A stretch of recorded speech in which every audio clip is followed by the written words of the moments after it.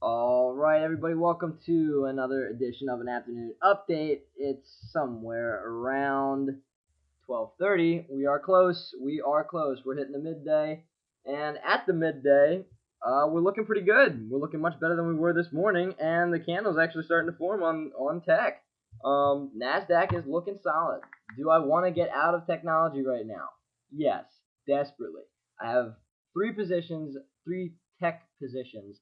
That's Amcor, Jasso, and SanDisk. I'm playing SanDisk for earnings, which come out tonight. I have very high hopes for SanDisk to beat revenues, beat operating income, and blow away cash flow estimates.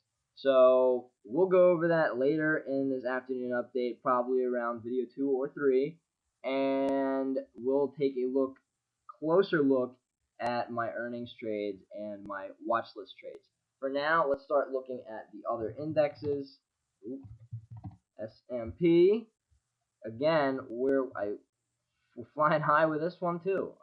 We're finally getting out of that choppy range that we had this morning for intraday, and we're starting to break. And this is solid, very, very solid. Where was the top in January? There was the top last month, and now we're breaking above it.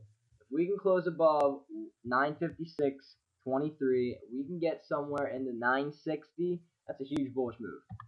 We are, however, getting into that overbought area. Got to watch out. Dow Jones, again, big run. I guess I was on a smaller.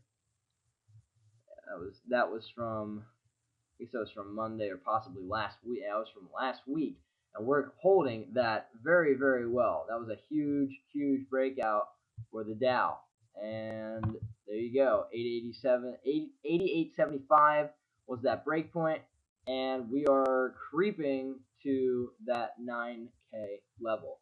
That's solid. That is good to see, and it is bullish, but it also is showing some overbought measures. The next resistance is at 90.88. Will we get there? We have the potential to, but we need volume and we need momentum. Volume's getting thin, and I will be able to show you that through this.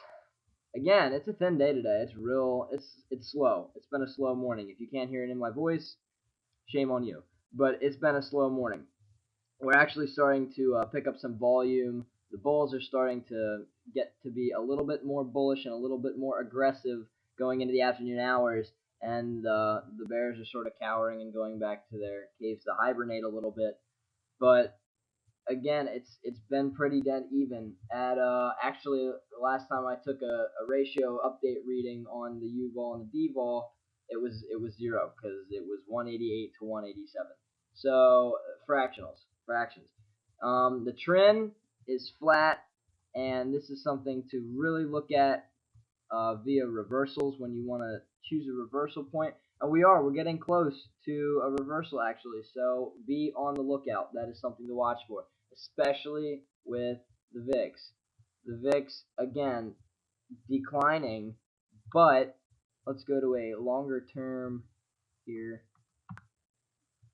We are declining. I mean, we're probably going to get a pop soon, though. I'm waiting for tails on the candles to start developing for the VIX, and when that occurs, that's when I really, really, really want to get out of some positions because we're probably going to see a correction.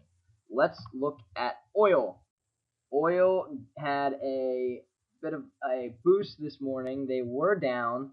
QM was down actually a large margin today, and I thought we were actually going to start dipping back and get into that double bottom mode, and we have the potential to, but we started building volume after the inventories report came out, perfectly in line with the estimates. It was down 1.8 million barrels.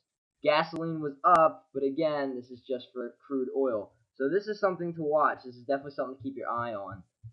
Dollar, let's see if I can get it through quick in this indicator video. The dollar, again, we're still really dying on the dollar, and that's because commodities are still making that run. Watch your supports and watch your downtrends. Let's move to video 2 with stocks.